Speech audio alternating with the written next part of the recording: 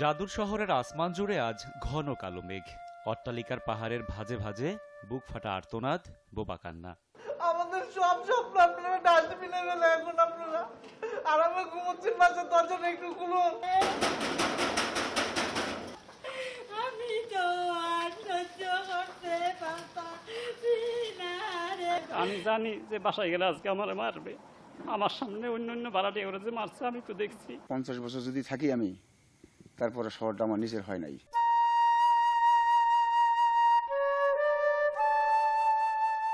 হঠাৎ করেই চোখের সামনে বদলে গেল চিরচেনা শহর। বহু বছর একই ছাদের নিচে বাস করেও আজ কেউ বাড়িওয়ালা, আবার কেউ ভাড়া দিতে না পারার ব্যর্থতায় বাড়ি ছাড়া। ওনাদের কাছে ভাড়ার কথা বলতে গেছি, ওনারা বললো যে শুধু বাচ্চার মতো কথা বলতেছেন কেন। সম্পর্কটা হলো যে এখন আমরা টাকা দিলে এখানে থাকতে পারবো, টাকা না দিলে থাকতে পারবো না। বাসা থেকে আমাদেরকে দূর দূর করে যেরকম কুকুরকে তাড়ানো হয়, এভাবে আমাদেরকে তাড়ানো হচ্ছে।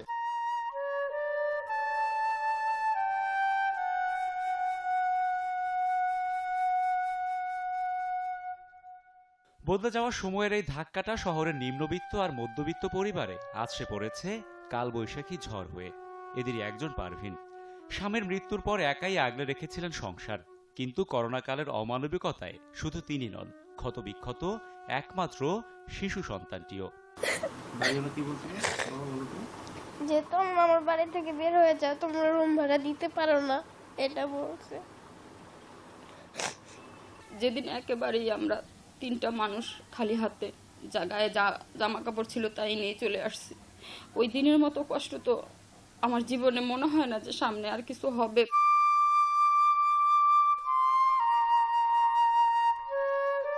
শহরের পরতে পরতে আজ হতাশার গল্প, ব্যর্থতার আখ্যান, অতৃপ্তির খতিয়ান। আভিজাত্যের মিথ্যে আশ্বাস না দিলেও বছরের পর বছর যে শহর জুগিয়েছে অন্ন, মিটিয়েছে পেটের ক্ষুধা, সেই শহর নিজেই আজ নিঃস্ব, রিক্ত, সর্বশান্ত। বেলপুরি বিক্রেতা আয়নাল 3 মাস ধরে যোগাযোগ করছেন না পরিবারের কারো সাথেই। গ্রামের 9 সদস্যের পরিবারে একমাত্র উপার্জনক্ষম তিনি আজ ব্যর্থ নিজের পেটের ক্ষুধা মেটাতেই। কিদা ভাত খামো, ওই যে চাইল নাই, ওই দেখেন ওই যে চাইল নাই, হাড়িতে চাইল নাই, দেখেন চাইলের ডাই যে এই দেখেন অবস্থা। এই দোকানগুলো বাকি আনি, এই দোকানদার বাকি টাকা নিয়ে খুব আমাকে রাখাটাই করতে দেন।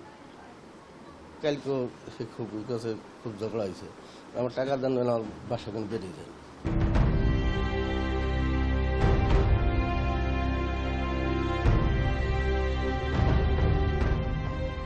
বাসা ভাড়ার বিজ্ঞাপনে ঠাসা এমন ঢাকা কে দেখেছে কবে? যে শহর প্রতি বছর নতুন নতুন মুখের যোগফল কষতে অভ্যস্ত, সেখানে আজ বিয়োগের অঙ্ক।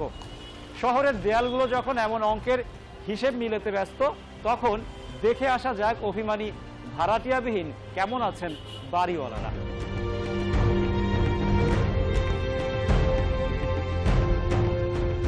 মিরপুর 1 নম্বর মাজার রোডের দোতলা এই বাড়িটির মালিক মুন্নি আক্তার। 16টি পরিবারের ভাড়ার টাকায় সংসারের খরচ মেটানো মুন্নি আজ নিজেই অসহায়। করোনায় 10টি পরিবারই বাধ্য হয়েছে শহর ছাড়তে। আমার তো বেশি সমস্যা ভাড়াটার থেকে। ভাড়াটারা ভাড়া দিলে আমার খেতে হয়, না দিলে না খেয়ে থাকতে হয়, ঠিক আছে? ওরাই তো খাইতে পারে না, আমার দিবি কই থেকে। তার জন্য আমার গহনাঘাটে যা ছিল সব আমি বিক্রি করে নিজেও খাইছি, কিস্তি আলাদাকেও দিছি। আসলে আমরা বাড়িওয়ালারা খুব একটা ভালো অবস্থানে নাই। আমি যে ভাড়াটিয়াদের ভাড়া কিছু কিছু কনসিডার করতেছি, কিন্তু হাউস বিল্ডিং আমার লোন তো সরকার কোনো কনসিডার করতেছে না, আমাদের সরকার তো কোনো সহযোগিতা করতেছে না।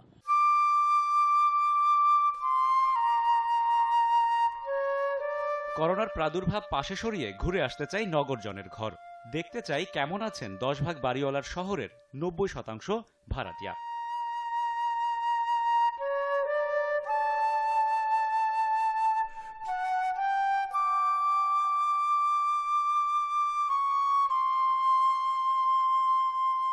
কোটি মানুষের এই শহরে রয়েছে নানা শ্রেণী পেশার মানুষ। প্রত্যেকেই প্রত্যেকের সামর্থ্য অনুযায়ী জীবনযাপন করবেন বসবাস। এটিই স্বাভাবিক, এটিই বাস্তবতা। তবে এ কেমন বসবাস যেখানে 7 তলায় বাড়িটির নিচতলায় অর্থাৎ বেজমেন্টে ঠাঁই হয়েছে 13টি পরিবারের অন্তত অর্ধশত মানুষের। অন্ধকারে ঠাসা অনেকটা ভূতুরে পরিবেশেই যাদের বসবাস।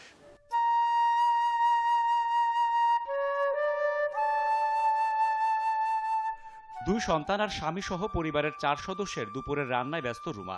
ব্যস্ততার ফাঁকি কথা বললেন। আন্ডারগ্রাউন্ডে তো মানুষজন গাড়ি রাখে, এখানে কি মানুষ বসবাস করে? হ্যাঁ, আমরা বসবাস করি। আমাদের তো কোনো জায়গা মনে করেন অত সম্পদ নাই যে ভালো একটা ফ্ল্যাট নিয়ে থাকবো। ভাড়া কেমন? আমরা ভাড়া দেই, আমার রুম যেটা এটা 6,500, আর এদিকে আশেপাশে আছে 7,500। একটু আপনার 6,500 টাকার রুমটা একটু দেখবো, আপনারা একটু আমার সঙ্গে আসুন। সামনে চলে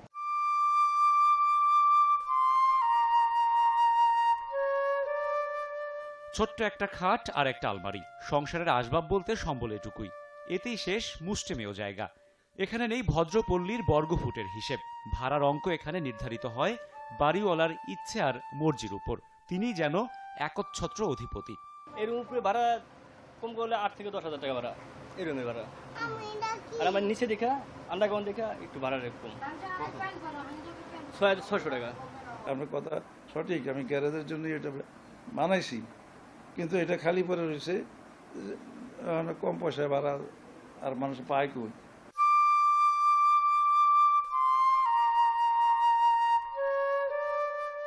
এ তো গেল নিম্নবিত্তের সংগ্রামী জীবনের গল্প। শহরের মধ্যবিত্ত শ্রেণীর কষ্ট কি কম কোনো অংশে? না পারেন মুখ ফুটে বলতে, না পারেন সহ্য করতে। মশিউর দম্পতি যেন এমনই এক মধ্যবিত্ত শ্রেণীর প্রতিনিধি।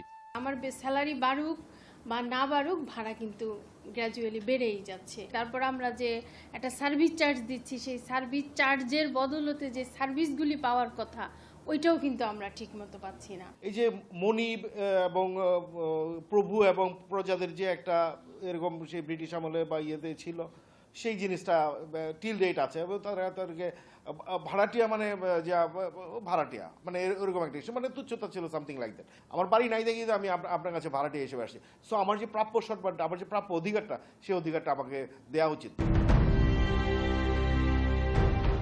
কনজিউমার অ্যাসোসিয়েশন অব বাংলাদেশের তথ্য বলছে, গত 25 বছরে শুধু রাজধানীতেই বাসা ভাড়া বেড়েছে প্রায় 400%।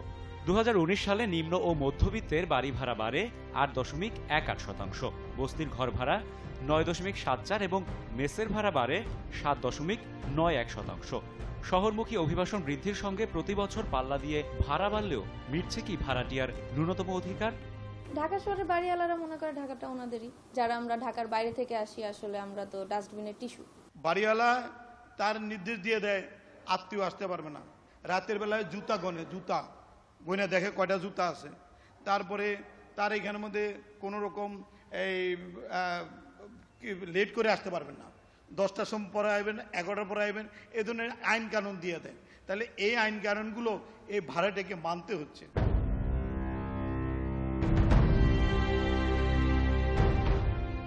বুঝতে বাকি নেই, অভিযোগ আর ক্ষোভের পাহাড় দিনে দিনে বড় থেকে আরো বড় হচ্ছে আরো জটিল। এই অবস্থায় প্রশ্ন আসে বাড়ি ভাড়া সংক্রান্ত সমস্যা, জটিলতা, কিংবা বাড়ি ভাড়া নিয়ন্ত্রণ বা নির্ধারণের দায়িত্বই বা কার? কোন সংস্থাই বা সংরক্ষণ করবে ভাড়াটিয়া কিংবা বাড়িওয়ালার স্বার্থ? এসব প্রশ্নের উত্তর খুঁজতে নগর ভবনে সময় সংবাদ।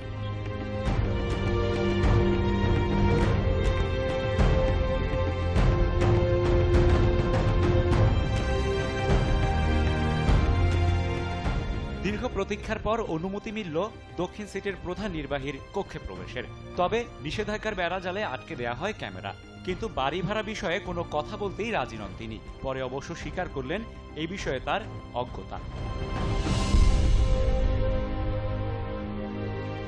আমি এখন কথা বলতে পারবো না, খুব ব্যস্ত। এবারের গন্তব্য রাজস্ব কর্মকর্তার কক্ষ। এখানেও হতে হয় হতাশ। তাহলে সিটি কর্পোরেশন আপনাদের কোনো দায়িত্ব নাই?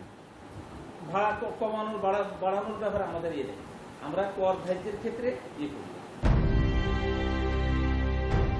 বাড়ি ভাড়া নিয়ন্ত্রণ আইন 1991 অনুযায়ী বিরোধ মীমাংসা কিংবা ভাড়া নিয়ন্ত্রণ ও নির্ধারণে নিয়ন্ত্রক নিয়োগের কথা থাকলেও দায়িত্ব দেয়া হয়েছে সহকারী জজদের। এছাড়া আইনেও রয়ে গেছে নানা অসঙ্গতি। শতকরা 5 ভাগ বিরোধ আদালত পর্যন্ত গড়ায়নি। এই কারণে আমরা বলছি যে আইনটি একটি অকার্যকর আইন, কিন্তু তা সত্ত্বেও আমাদের সংসদ এই গত 20-30 বছরেও এই আইনটাকে সংশোধন করে যুগোপযোগী করার জন্য কোনো ব্যবস্থা গ্রহণ করেনি। দীর্ঘদিনের জটিলতা নিরসনে প্রচলিত আইন পরিমার্জন ও নাগরিক অধিকার নিশ্চিতে আলাদা কমিশন গঠন কিংবা নগর কর্তৃপক্ষকে দায়িত্ব নেওয়ার পরামর্শ বিশেষজ্ঞদের। সিটি কর্পোরেশন, পৌরসভা, উপজেলা পর্যায়ে যারা আছেন প্রধান নির্বাহী কর্মকর্তা, ওনারা ভাড়া বিরোধ সংক্রান্ত যে ধরনের বিরোধ হয় সেই বিরোধগুলো নিষ্পত্তির ক্ষেত্রে তারা কাজ করতে পারে, কিন্তু সেই কাজটিও করা হয়নি। তো তার মানে এটা হলো রাষ্ট্র ভাড়াটিয়াদের পক্ষে, ভাড়াটিয়াদের জন্য কোনো কিছু করার জন্য এগিয়ে আসছে, সেরকম কোনো সিমটম আমরা দেখছি না। যথাযথভাবে রাজস্ব অঞ্চল নির্ধারণ করে জনগণের সাথে সাশ্রয়ী ভাড়া এবং বাড়িওয়ালাকে সাশ্রয়ী সুদের একটি বন্দোবস্ত করা, এই কাজগুলো আদ্যবধি হয়নি। বাড়ি ভাড়াকে একটি সুনিয়ন্ত্রিত ব্যবস্থাপনায় আনা, এর কোনোটি আজ পর্যন্ত রাষ্ট্র করেনি। অবহেলা করেছে সিটি কর্পোরেশন, যাদের দায়িত্ব ছিল এই জায়গায় অম্বুডসম্যান বা মধ্যবর্তী কার্যক্রমের পরিচালনায় মধ্যস্থতাকারী হিসেবে কাজ করা। আমরা একই সঙ্গে দেখি যে ঋণ প্রদানের ক্ষেত্রেও বাড়ি তৈরি করা এবং বাড়ি পরিচালনার ব্যয়ে সরকারের আগ্রাসী মনোভাব